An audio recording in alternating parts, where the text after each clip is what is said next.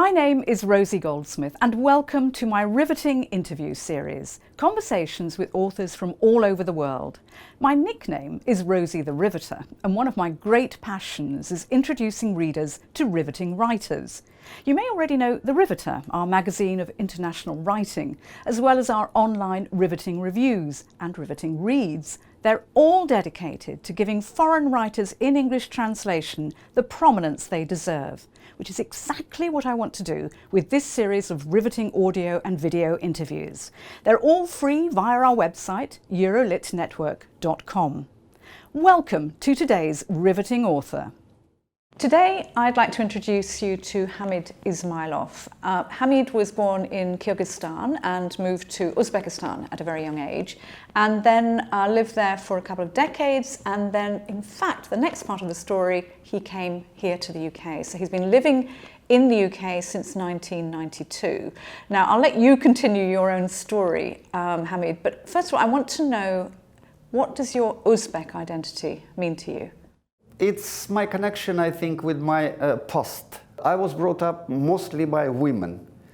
And because women are transmitting the culture, I think that women are transmitting the culture. They were telling me the stories, they were telling me the poems, the stories of the myths of our family. So everything was kept by them.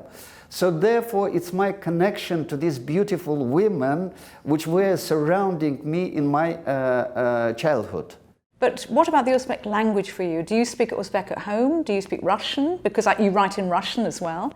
I do remember my first Russian word because I was 3 years old when was sent by my mother to the kindergarten, and people were starting to gather around me, kids, and calling me novinky, novinky, which means the newcomer. Therefore, I do remember my first Russian word. Before that, I was born into Uzbek, and therefore Uzbek is coming much earlier for me than Russian. Russian is more of profession, of the education, and so on and so forth. Whereas the connection with the, what I'm saying, with the past, with the lovely women which were surrounding me, is Uzbek. And Uzbek is one of the most regular languages in this world. Because I learned many languages, I can say it professionally that it's very, very regular. I used to say that God was sober when he created Uzbek, you know, especially when you compare it to Russian. Russian has got exclusions from everything, whereas Uzbek is absolutely regular. It's like cube of Rubik. And therefore, you have to be quite creative to break it in order to create sort of, you know, muddy, enigmatic, sort of, you know, secret language out of Uzbek. So therefore, you have to be extra creative in Uzbek in order to give something sort of, you know, ununderstandable or sort of, you know, secretive. So the language of your heart, is it Uzbek? Is it Russian? Is it English? You've lived here a long time now. I was trying to understand myself, you know, why I'm writing a particular thing in Uzbek and particular thing in Russian or in English. Initially, I was of a simple mind, thinking, for example, what's to do with my education or professional life? It would be either in Russian or in English. But then I realized that even the sort of, you know, the novels about my childhood, I wrote in Russian.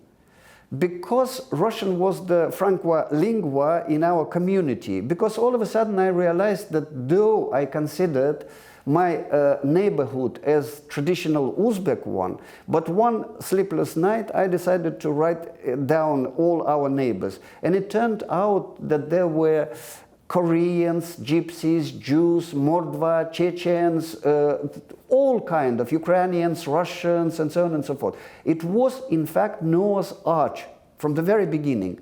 And I used to consider it as an Uzbek neighborhood because my family was the Uzbek one. The novels that I've read of yours so far, and several have been translated into English, like The Railway, The Underground, The Dead Lake, they were written in Russian and translated into English. I mean, absolutely wonderful novels. Those are the novels we know you by. And now we've got this novel, which is the first novel to be translated from Uzbek, which is The Devil's Dance. Have you actually written other novels in Uzbek that we still don't Many have novels. in English. Many novels. novels, So more yes. Uzbek. I think it's equal to Russian at least, you know, because I wrote quite a lot of poetry in Uzbek as well. So I wrote quite a lot of essays in Uzbek as well. I wrote quite a lot in Uzbek, and including novels as well. Do you feel upset that so little of your writing in Uzbek has been translated into English? In a way, yes, because what I'm discovering living in this country for 25 years, how similar is the mentality of Uzbeks to the British or English mentality. We've got an island mentality in Uzbekistan as well, because Uzbekistan is a landlocked country surrounded by landlocked countries. It's an island on the continent.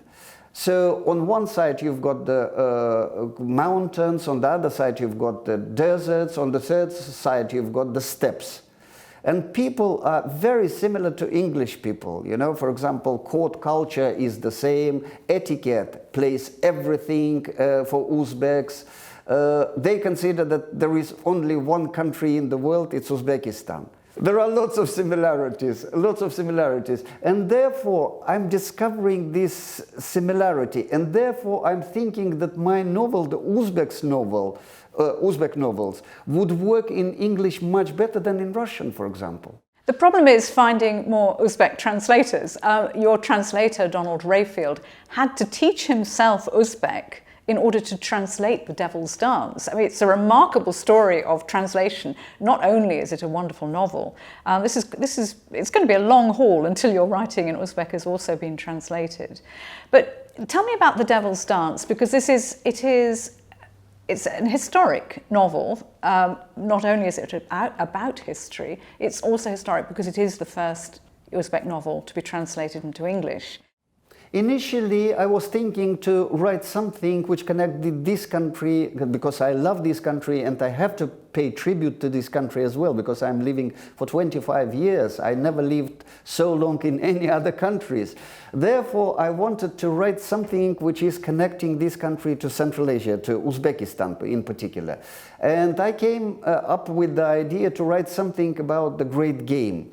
At the same time, all of a sudden I realized that Abdullah Qaderi, who is an iconic Uzbek writer who was killed during the Stalinian time, he wanted to write another novel about the same time. So then I decided to merge these two ideas into one. So I couldn't implant this idea of English spies being sent to Samarkand and Bukhara into his mind. Therefore, I decided to invent another character, which was very feasible character of Bukharian Jew who was in the 30s in London.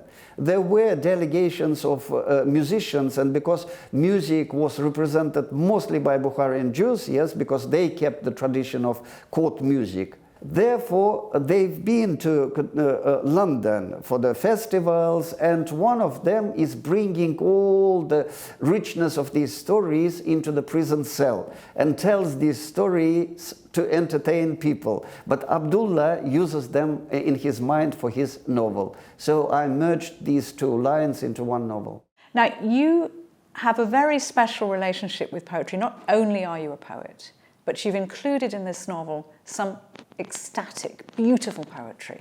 Tell me about the role of poetry in this novel. Many years ago, I wanted to write a novel about one of the greatest Uzbek poets of the 20th century, about Cholpon.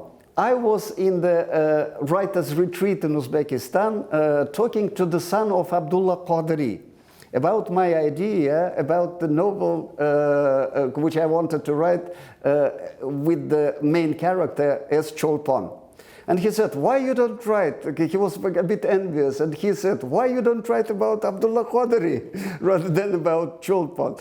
So in that sense, I smuggled Cholpon into the novel about Abdullah Qaderi. I made him one of the main characters.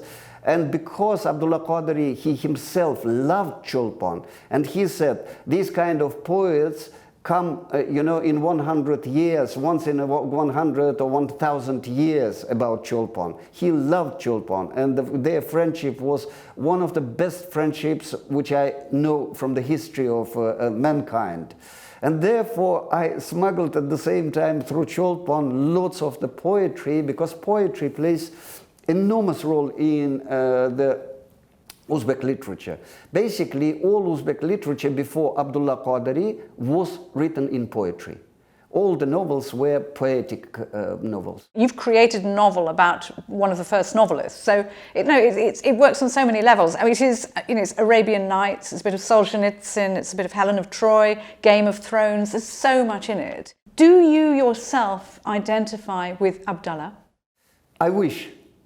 Because for me, the more I looked into him, he is a heroic character, Once in 1926, when he was arrested for the first time, and he was betrayed by his own, friends.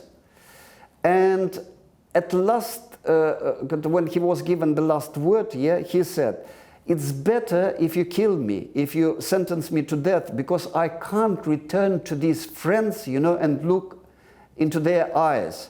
So morally high standard he was, as a person. I wish that I could sort of, be like him or whatever. For me, he is an ultimate person, in his heroism.